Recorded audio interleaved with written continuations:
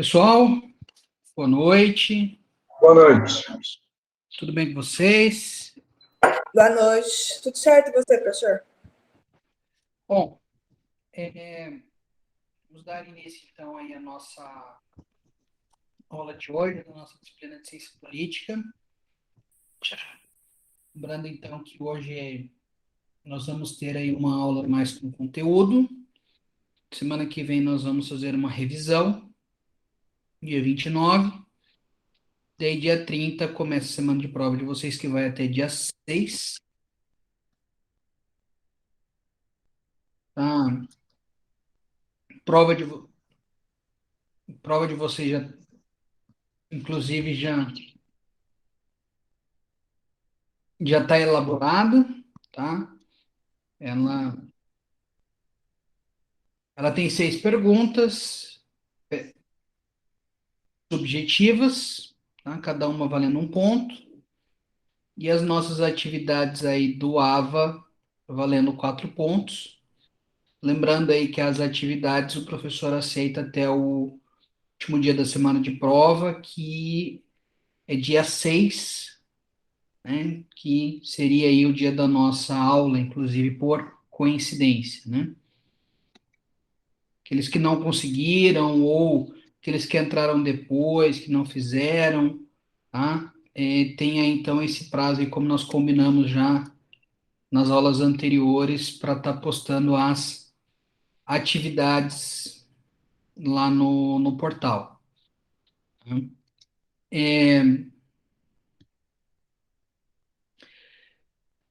Quanto a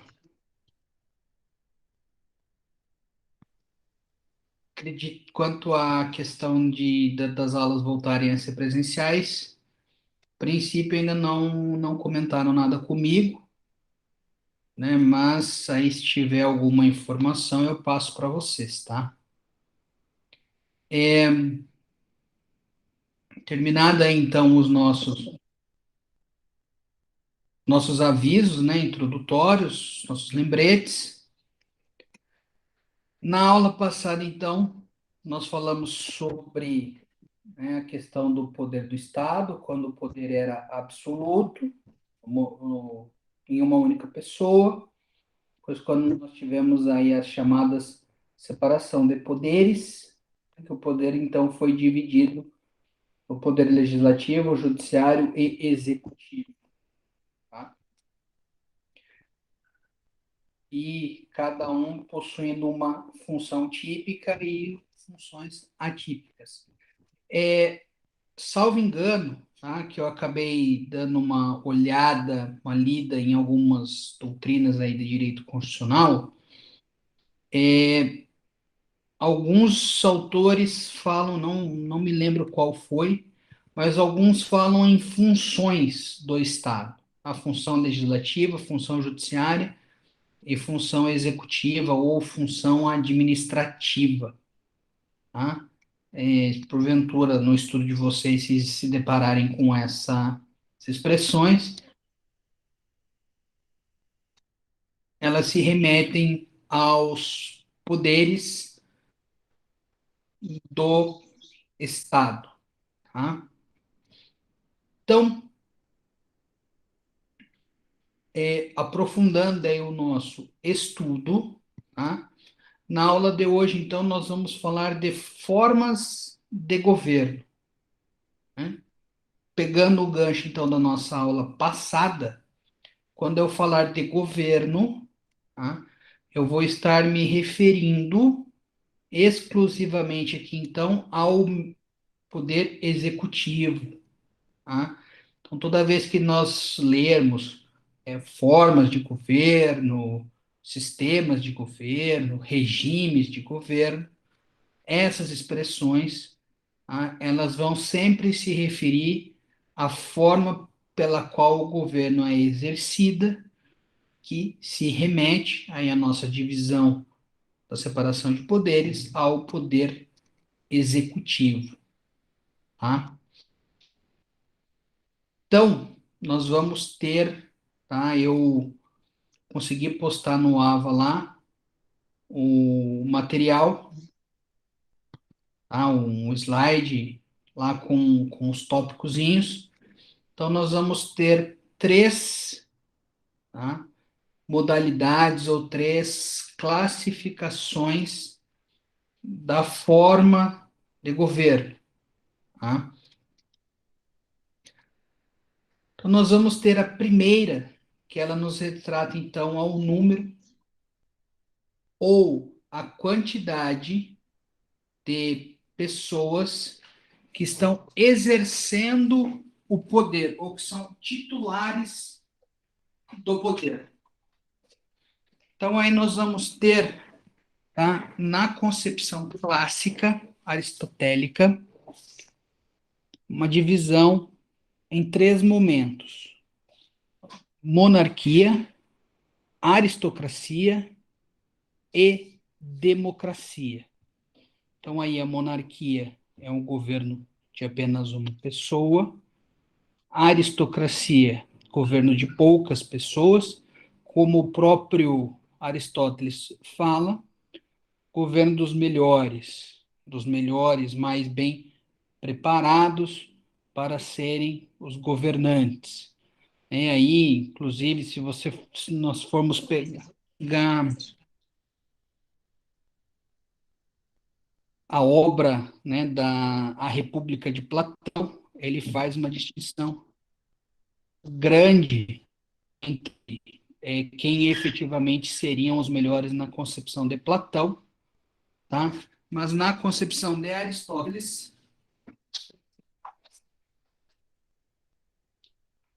seriam aquelas pessoas mais bem preparadas para exercer o poder, tá? E a democracia, que aí é o governo do povo, né, pelo do governo que emana do povo, então que seriam várias pessoas os titulares, tá? Aqui nós vemos, então, o que Aristóteles chama, tá, de governos puros ou governos corretos, que aqui são o quê? Pessoas que detêm o exercício do poder e os exercem em prol da sociedade, em prol dos governados.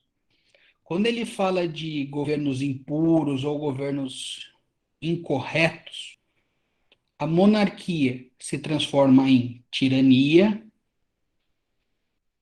a aristocracia se torna oligarquia e a democracia se torna uma demagogia. Então, por quê? Porque nessas três modalidades, essas questões impuras, incorretas, na visão de Aristóteles, aqueles que possuem a titularidade do exercício do poder, eles exercem o poder para os seus interesses, tá? Não visando o dos governados, não visando a da sociedade, mas visando os seus próprios interesses. Aí nós vamos ter o tirano absolutista, né, que eu sou a lei, eu sou tudo. Nós vamos ter a oligarquia aí que visa sua hegemonia no poder através do uso da força, mas também principalmente por força do uso dos outros meios de poder e demagogia aí, né? Uma policracia estranha que as pessoas simplesmente vão tentar utilizar ao máximo para manobras, tá? Evoluindo aí, quando nós falamos posteriormente, principalmente com Maquiavel, ele muda essa concepção, tá? Ele sintetiza que aí nós vamos ter duas formas de governo, que seriam estados ou monarquias e repúblicas. Repúblicas aqui então abarcando tanto aristocracias quanto democracias. Então, a partir aí dessa visão, tá, de Maquiavel, nós vamos ter essa diminuição, que inclusive é o que nós encontramos hoje, né? Monarquias ou principados e repúblicas. Podem ser aristocráticas ou democráticas, tá? Inclusive, aí hoje nós temos países que são monarquias, né, que são principados, e nós temos repúblicas aí que são a maioria aí, talvez, em questões democráticas, tá? E também nós vamos ter, tá, uma outra modalidade, que aqui nós vamos colocar que é a teocracia, tá? Essa modalidade teocracia, que aí é o governo divino, né? Nós não vamos considerar como pessoa ou como um poder temporal, mas sim que o poder emana do divino, do sobrenatural. Então, né, quem acaba tendo o controle do poder, do exercício do poder, são sacerdotes, né? Aí nós podemos ter um exemplo clássico hoje dessas teocracias, talvez ali os países árabes, muçulmanos, que apesar de terem os seus senhores, eles são, né, controlados pela questão da igreja, né? Eles respeitam muito a questão ali do Islã, que acaba tendo toda essa questão de exercício do poder pela religião. Tanto que as pessoas matam em nome da reunião, da reunião não, né? Da religião, perdão. Então nós vamos ter aí a religião fazendo todo esse poder sobre o Estado quando nós falamos de teocracia. Professor, Sim, tá. A questão é a seguinte: a gente vê bastante, né, no ensino médio, os 5 pilares da fé, essa questão toda e o Alcorão e as sunas. Né? Mas quanto ao Alcorão, existe alguma. Porque segue-se, quando é um país teocrático, acho que o Irã, e outros seguem a parte do Corão, ou Alcorão, né? Mas eles funcionam como. alguns seguem, se eu não me engano, o que eles chamam de sunas. Sunas, mas escuta, a questão é o seguinte: eles assumem isso como a gente assume a nossa Constituição, no caso? Seria uma Constituição do país? Ou eles seguem, como seguiria, será? Isso que eu tenho essa dúvida. Ou algumas leis. Assim, imagino eu, tá? Porque assim, a gente não consegue ter esse estudo tão aprofundado, tá? Aí talvez até a gente precisaria, sei lá, fazer uma viagem, buscar livros específicos daquela região, tá? Que o que eu sei, do que eu li, do que eu pesquisei aí, é que eles utilizam, né, eles possuem as leis, tá? Eles possuem algumas leis, eles possuem algumas leis, só que essas leis também, tá? Elas se submetem à questão da igreja, à questão do Alcorão, ou das sunas, dependendo a parte que, que eles seguem lá.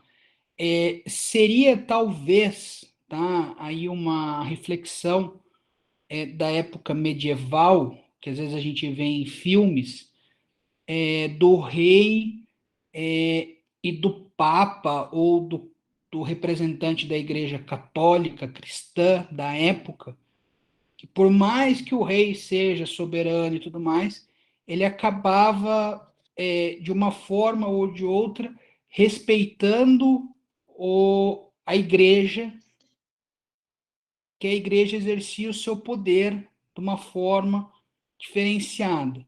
Então, acredito eu que esses grupos religiosos lá sejam dessa forma, né? Tanto que, se nós formos fazer uma análise aí de defesa de direitos, né, de direitos humanos e direitos fundamentais, nós entraríamos numa discussão bem interessante de que, né, a questão da cultura, né, que você colocar aí, talvez o fato da mulher não poder se vestir como ela se gostaria, como é aqui no Brasil, ou pelo contrário, lá a forma que ela se vê como mulher é se vestindo com aquela burca, com toda aquela roupa instrumental, né? Não sei se é esse o nome correto. Então, né, às vezes sem aquilo lá ela se sentiria indigna. Então, nós temos todas essas questões aí que a religião, que a cultura, ela faz um impacto muito maior do que faz para nós hoje, né? Porque o Brasil aí é um país que possui uma liberdade religiosa, né? Eu não imponho nenhuma religião a grosso modo, né? Se nós formos fazer uma análise mais aprofundada, na minha concepção, muito embora, né, nós tenhamos essa questão de liberdade religiosa, o Brasil é um país eminentemente cristão, tanto que no preâmbulo da nossa Constituição está lá que nós, representantes do povo, reunidos em nome de Deus, né, então Deus é uma figura cristã, católica, tá? Não estou dizendo que está errado, só estou dizendo aí que o Brasil é um estado laico, é um estado que possui uma liberdade religiosa, porque não possui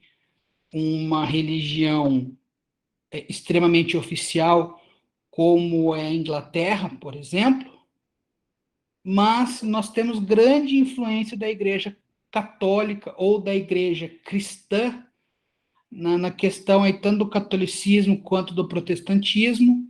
Inclusive, né, nós temos bancadas, deputados, etc., dessa linha no Congresso, seja no federal, estadual ou municipal.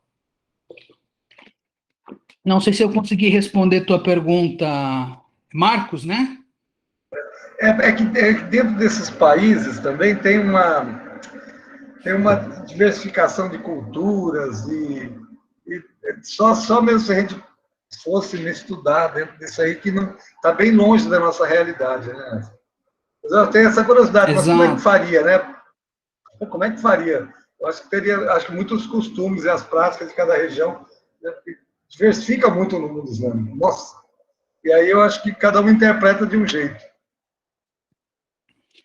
Eu acredito que eles devam ter algumas regras padrão, tá? Algum mínimo ali tido como mais padrão.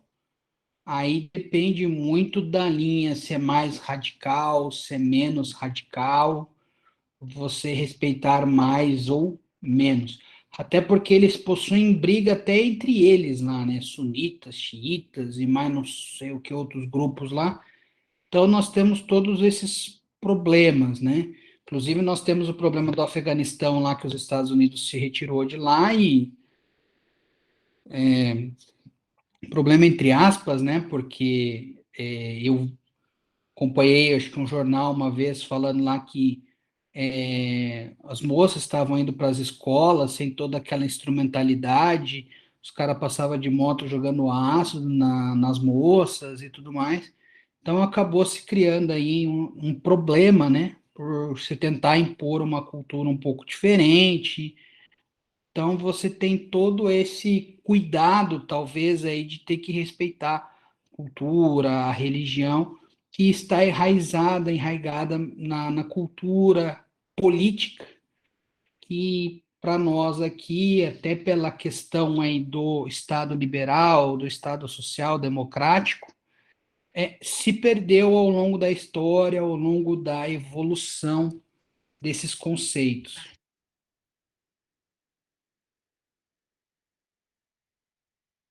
né? E a gente poderia colocar aqui,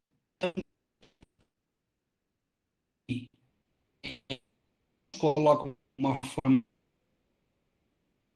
eu não veria nem como uma forma de governo, porque é a ausência do governo, né, que seria a anarquia. mas não a questão da anarquia como bagunça, como nós usamos aí de forma pejorativa.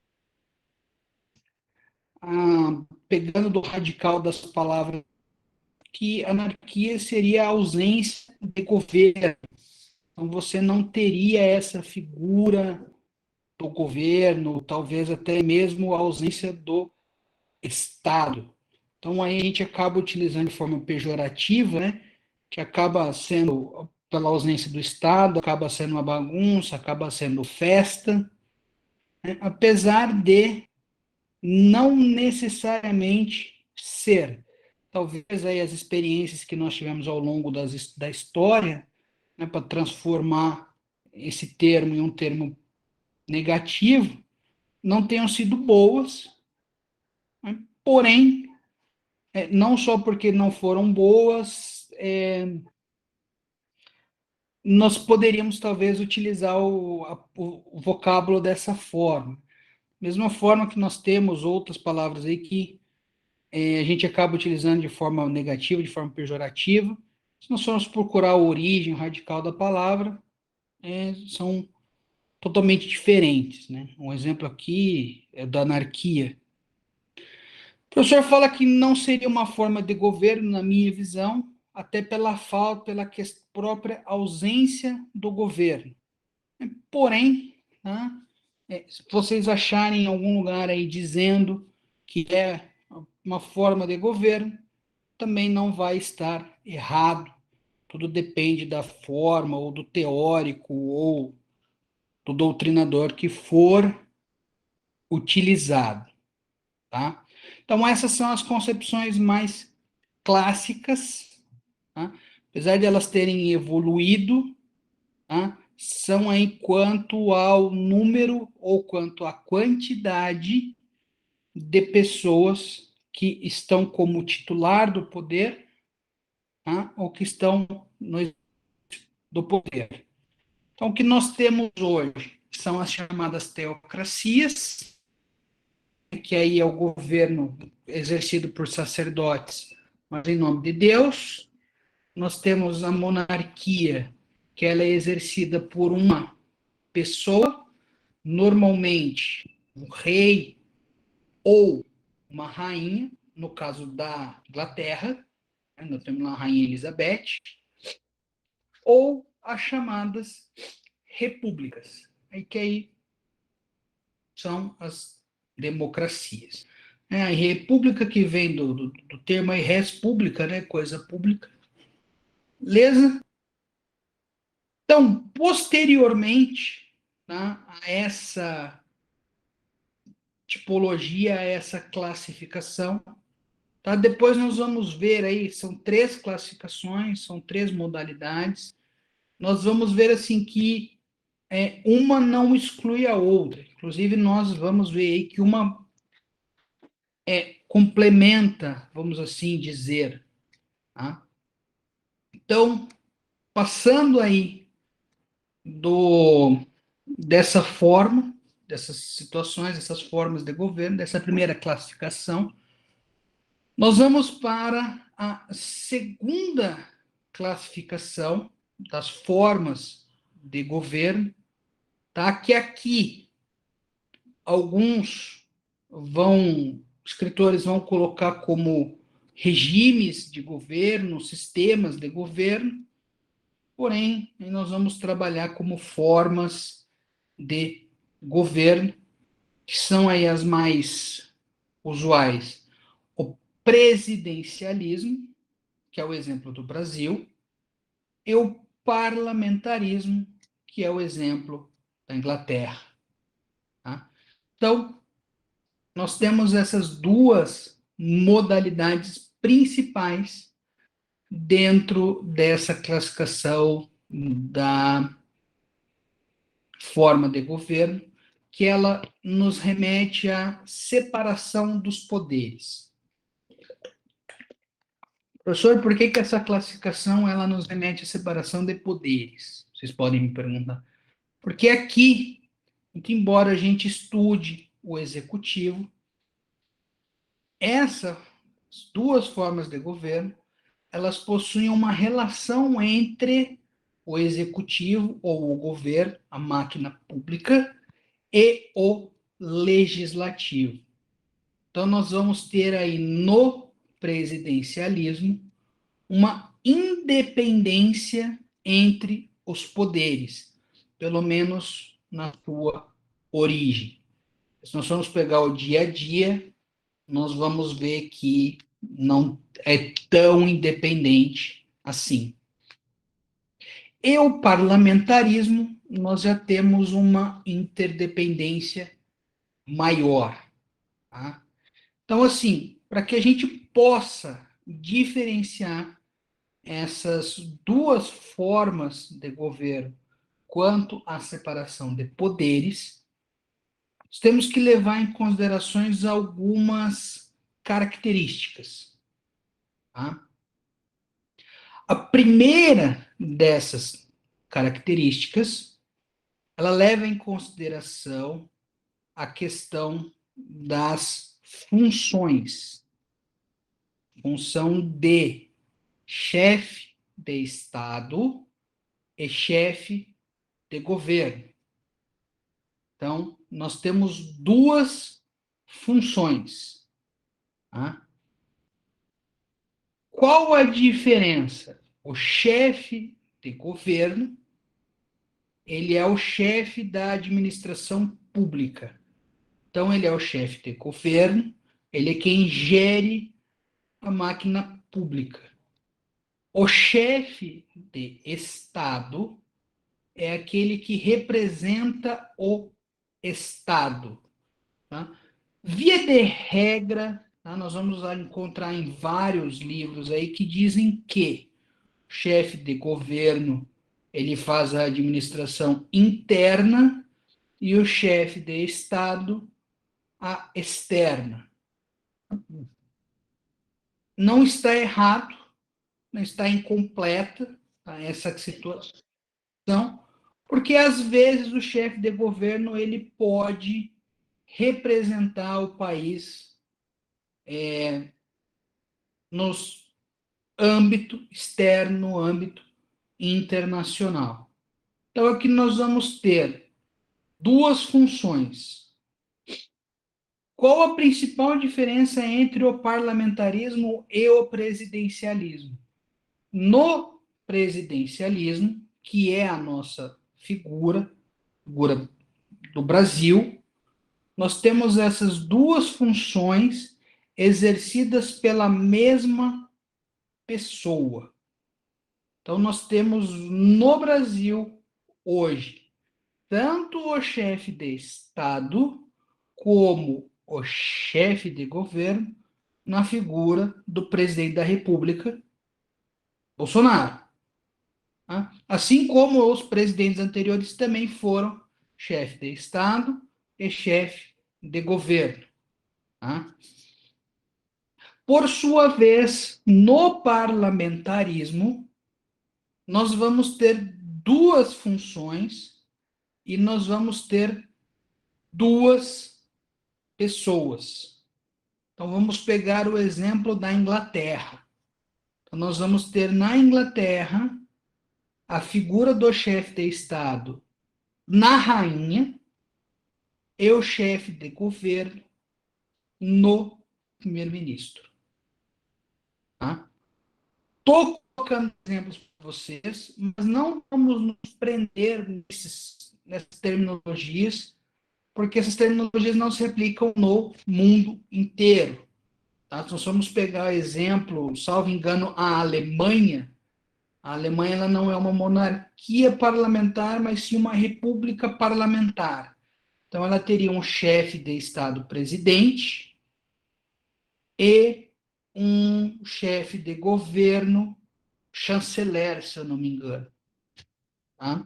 Então, termos em mente que nós temos duas funções no parlamentarismo exercida por pessoas distintas e no presidencialismo nós temos uma única pessoa exercendo as duas funções, chefe de Estado e chefe de governo.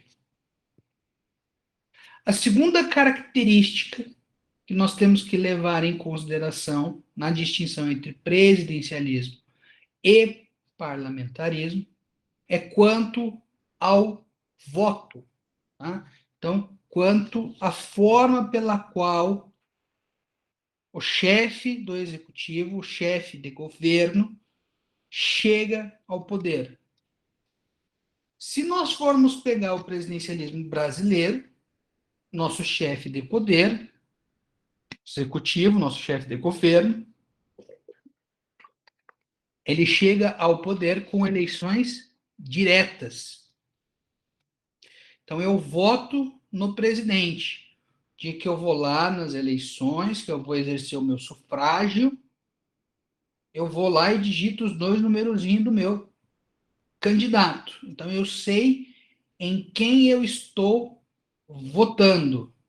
Então, eu voto no presidente e voto separadamente para alguém do legislativo, seja para o Senado, seja para a Câmara de Deputados. Nós vamos pegar aqui a Câmara de Deputados e o presidente. No parlamentarismo, eu não voto diretamente para o presidente. Eu voto diretamente para o legislativo, para a Câmara dos Deputados, e a Câmara dos Deputados que vai eleger ou então chefe de governo, seja o primeiro-ministro, seja o chanceler. Aqui nós podemos ter uma eleição indireta por indicação do líder do partido majoritário ou simplesmente uma eleição entre os membros, tá, para eleger o primeiro-ministro ou o chanceler, aquele que vai ser o chefe de governo. Tá?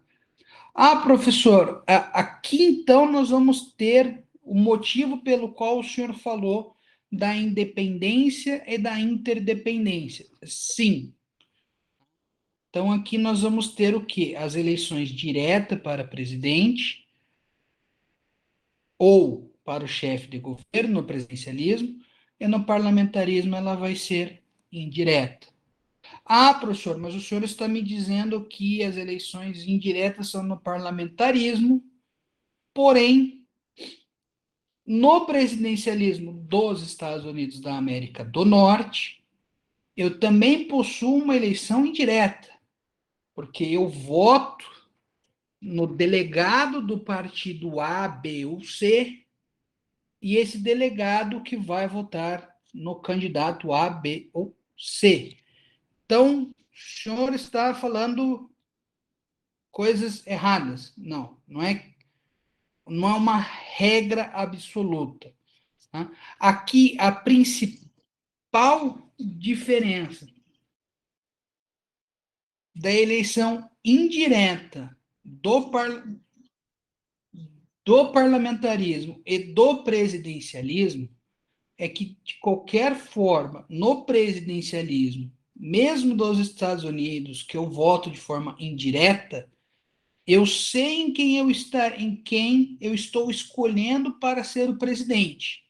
Então, a partir do momento que eu voto no republicano, eu estou votando no candidato republicano. Vou pegar a última eleição, que era o Donald Trump. Então, eu queria que o Donald Trump fosse presidente dos Estados Unidos. Sua vez, se eu votasse no democrata, eu queria que o Joe Biden fosse presidente. Então, eu sei quem estaria no poder. No parlamentarismo, eu sei quem vai estar compondo o parlamento, mas eu não sei, eu não voto, eu não escolho, mesmo que de forma indireta, quem vai ser o chefe de governo. Essa pessoa vai ser escolhida pelos representantes eleitos para o parlamento. Nós formos pegar um exemplo no Brasil, tá? Seria como a eleição para presidente da Câmara. Tá? Então, o presidente da Câmara, ele é eleito entre os deputados em uma eleição indireta, que os deputados votam entre si. Só que eu não votei naquela pessoa para ser presidente da Câmara. Eu votei naquela pessoa para ser deputado. Então, é essa a diferença aí do voto, do exercício do sufrágio, quando nós falamos do parlamentarismo. Aqui nós já caímos para uma terceira característica, uma terceira diferença, que é a responsabilidade entre os dois poderes. Então, no presidencialismo, quando nós falamos dessa questão da responsabilidade, nós temos que os poderes são independentes. Então, o chefe de governo, chefe do poder executivo, ele não possui responsabilidade, ele não precisa prestar contas, pelo menos na origem do seu exercício do poder, para o legislativo. Tanto que o presidente da República, no caso do Brasil, o presidente da República, ele pode ser pessoa extremamente incompetente em questões políticas, que ele não poderá ser retirado do poder senão por um processo de impedimento ou de impeachment, que só pode acontecer em determinadas situações quando nós temos efetivamente comprovado um crime de responsabilidade pela pessoa do chefe do executivo. Então vejam vocês que no presidencialismo, o chefe do executivo, ele só será tirado do seu poder quando existir um crime de responsabilidade. Tá? Se não houver um crime de responsabilidade, o chefe pode ser o maior fanfarrão, pode ser o maior incompetente, o maior ignorante, que ele não vai ser retirado do poder. Da mesma forma, o chefe do executivo, ele não possui vinculação para com o legislativo. Então, assim, ele pode propor leis de iniciativas dele para o processo legislativo, ele pode fazer as MPs, que são as medidas provisórias, porém, ele não pode se meter de forma direta no processo legislativo, tampouco eliminar, entre aspas, né, qualquer membro da Câmara dos Deputados. Então, nós não temos aí essa ligação direta, por isso que nós falamos que eles são independentes. Tá? Por sua vez, no parlamentarismo, existe uma interdependência. Então, o primeiro-ministro ou o chanceler, ele pode destituir o parlamento.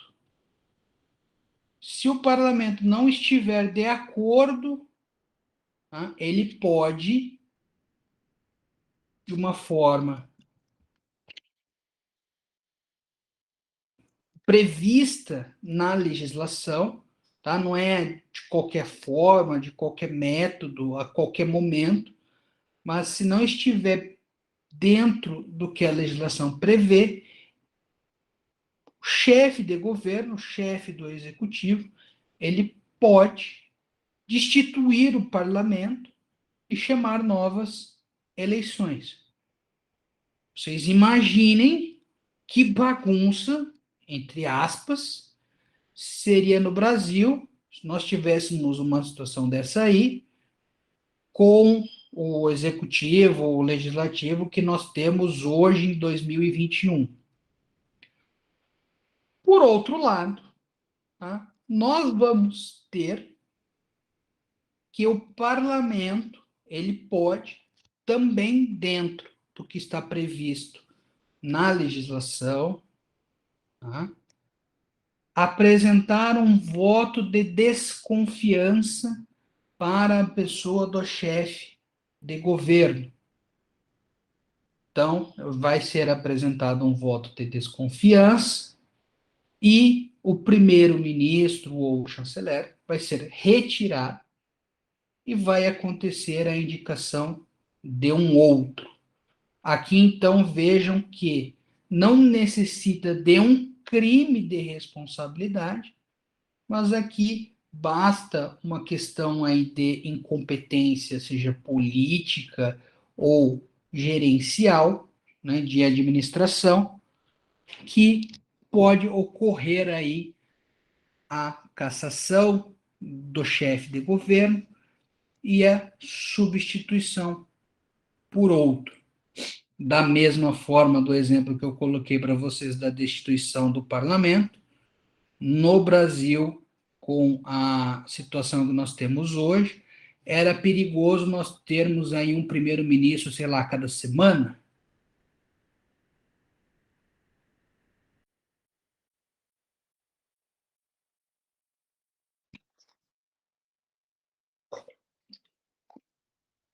E, tá? A outra característica, a outra situação que difere o parlamento do parlamentarismo do presidencialismo é a questão da legitimidade do poder. Tá? Então, nós vamos colocar aqui em duas situações essa legitimidade enquanto a preenchimento de requisitos legais e uma legitimidade popular. Então, nós vamos ter aí o quê? Né? Tendo que legitimidade, ela decorre da aceitação. Então, a primeira delas vai ser igual nos dois modos, nas duas formas de governo, seja o parlamentarismo, seja o presidencialismo, porque o chefe de governo vai ser eleito nos dois, em regra, respeitando toda a situação, todo o rito legal, tá? Seja da lei escrita ou da lei costume, se for um direito consuetudinário, né, um direito baseado no costume. Então, vai se seguir todos aqueles trâmites e aquela pessoa vai exercer o poder, vai se tornar o chefe de governo dentro da legitimidade, legalidade. Dentro da legitimidade popular, né, da aceitação popular, no momento de que essa pessoa ela chega a exercer o poder, aqui sim é diferente, porque no presidencialismo a pessoa precisa de 50% mais um dos votos válidos. Então, se eu tenho 100 votos, um tem que ter 50 e o outro tem que ter 49. Veja aqui que eu coloquei 100 para ficar fácil da gente visualizar, porém não é 51%, é 50% mais um, que aí é questão de maioria, tá? Da população, porque a maioria da população ele tem que ter essa legitimidade, essa aceitação popular para ser eleito. Né? O atual chefe de governo ele foi eleito porque ele teve a maioria dos votos. Ah, professor, mas é porque a gente não aceitava mais quem estava no poder. Bom, a partir do momento que eu não aceito mais quem está no poder, eu dou um voto, eu vou tentar aceitar mais uma pessoa que está entrando agora. De qualquer forma, eu vou dar uma legitimidade para essa pessoa que vai assumir o poder. Ou, se eu aceito, se eu entendo como legítimo aquele que está no poder, ele provavelmente vai ser reeleito, como foi o exemplo aí o nosso prefeito. Não estou discutindo aí se é bom, se é ruim a administração feita pelo presidente ou pelo prefeito, simplesmente estamos discutindo aqui a aceitação, questão da legitimidade popular. Já no parlamentarismo, né, a legitimidade popular, ela não é um requisito tão forte para que a pessoa chegue a ser o chefe de governo, porque ele é eleito pelos seus pares do parlamento ou indicação do líder do partido majoritário. Então veja que ele pode ser extremamente odiado pela opinião pública, pela população, porém, mesmo assim, ele vai poder ser o chefe de governo. Não é que não vai ser levado em consideração, tá, pessoal? Provavelmente, tá? Eu, pelo menos, indicaria alguém que tivesse aí uma aceitação popular mediana, pelo menos, tá? Porém, não é tão atrelada assim quanto no presidencialismo, tá? Que também, né, a pessoa tem essa legitimidade, essa aceitação para chegar até o exercício do poder, para chegar a ser o chefe do executivo, o chefe de governo. Depois, essa legitimidade, essa aceitação pode aumentar, como ela pode diminuir. Ela diminuindo, principalmente, ele não vai ser reeleito na próxima eleição, ou o grupo não vai ser reeleito na próxima eleição. Tá? E a última característica que nos distingue, tá, é o sistema partidário. Se vamos estudar partidos políticos, nós vamos ver mais a fundo, mas aqui, tá, para nós termos uma diferenciação, no presidencialismo nós temos uma quantidade maior de partidos, até uma relação fraca, até com uma pouca ideologia, né? Se nós formos ver no Brasil hoje, acredito eu que nós tenhamos mais de 30 partidos políticos. Na minha visão, não precisaria de tudo isso, né? Se você for pegar aí só que dizem que representam trabalhadores, deve ter uns 5, 6. Então, assim, é complicado, né? Você vislumbra não ter uma ideologia tão rigorosa assim. Vocês poderiam me perguntar, professor, mas nos Estados Unidos só tem 2 partidos. Na verdade, tem 2 partidos que são hegemônicos, né? Provavelmente deve existir mais. Assim como no Brasil, se nós formos pegar, né, de 94 até 2017, nós tínhamos também 2 partidos hegemônicos, né? Nós tínhamos PSDB e PT, que iam principalmente nas eleições presidenciais em segundo turno. Então, é mais ou menos a mesma situação. Tá? Não saberei dizer para vocês quantos partidos efetivamente tem nos Estados Unidos, mas até onde eu pesquisei, até onde eu consegui achar, em alguns livros que eu pesquisei, dizem que tem mais de 2. Com diferença aí tá do parlamentarismo, que nós vamos ter aí um sistema eleitoral partidário mais forte, menos partidos, com ideais, com ideologias mais rígidas.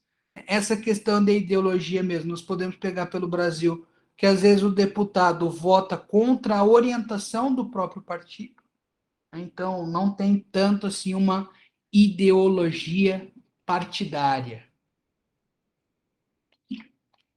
Então, aí só para a gente levar em consideração o gancho das 2 modalidades, das 2 formas, né, nós podemos ter monarquias parlamentar, república parlamentar e república presidencialista ou presidencial, tá? Nós não temos aí monarquias presidenciais, tá? E a questão do presidente, do presidencialismo aí, ela decorre, no mínimo, da República. E nós vamos ter aí uma última modalidade, uma última classificação, que é quanto aos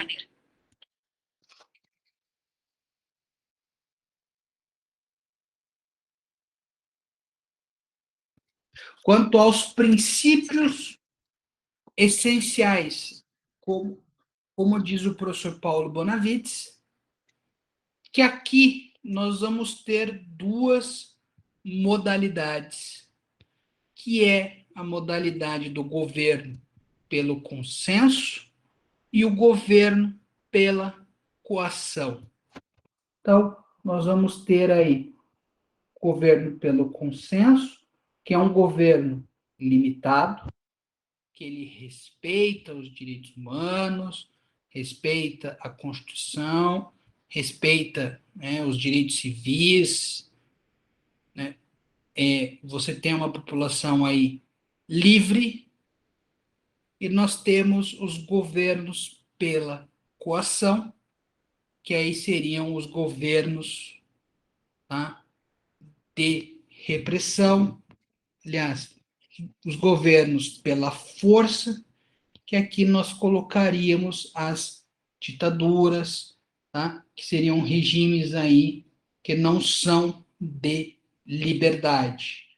Então, nós teríamos aqui o governo pelo consenso, que seriam poderíamos colocar aqui as democracias, tá? Ou, pelo menos,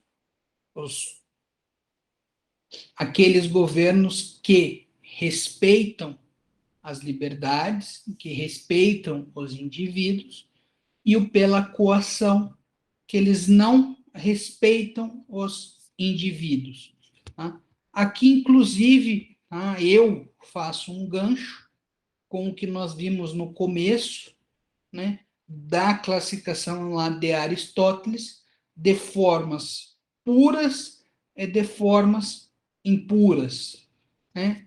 Pelo consenso, seriam as puras, quando nós teríamos aí, então, os governantes exercendo o poder em prol, em favor dos seus governados, respeitando o interesse dos governados, e naqueles pela coação, nós teríamos aí, então, os impuros, que é quando os governantes, não levam em consideração os interesses da coletividade ou dos governados, mas apenas os seus interesses e a forma de exercer o poder cada vez mais, de se perpetuar no poder.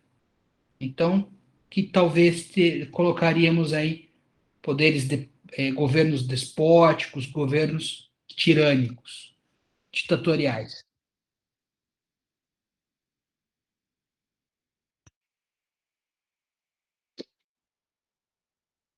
Aí, pessoal, quanto às formas de governo, essas três classificações, alguém tem alguma dúvida, alguém tem alguma pergunta, alguém quer fazer algum comentário?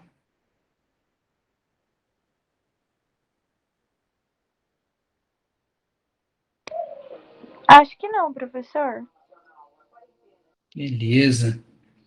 Então, pessoal, reiterando aí para o pessoal que chegou depois, né? As nossas atividades aí, o professor aceita até o dia 6 do mês que vem, que é o final do bimestre, que é o último dia da semana de provas, né? Semana que vem é a nossa revisão. Então, aí, na semana que vem, vai ser importante a participação de vocês, tá? Para que a gente tire dúvidas, os apontamentos de vocês, não só para a prova, mas para o entendimento da disciplina. Reitero aí que a prova está pronta, já tem as 6 questões, todas discursivas, da forma que o pessoal que já teve aula comigo já sabe como funciona, tá? Aquela maneira clássica nossa, e as atividades do AVA, então, até dia 6. Aqueles daí que não tiverem o mínimo da nota aí vão poder refazer a prova, se não tiraram nota máxima na prova, na substitutiva, tá? Que o professor de cabeça não lembra a data. Tá? Então, com esses avisos aí, reiterando, né, o que o professor sempre fala no começo da aula, termino aqui, então, a nossa aula de hoje. Uma boa noite a todos, boa semana. Lembrando lá que o material já está no AVA, que eu consegui postar depois, e o vídeo também vai estar lá assim que estiver disponível. Está lá também como tal das outras aulas. Tá? Aí, então, a gente se vê na próxima aula, na próxima semana. Boa noite. Boa noite. Boa noite, professor. Boa noite. Boa noite. Professor. Boa noite, professor. Boa noite.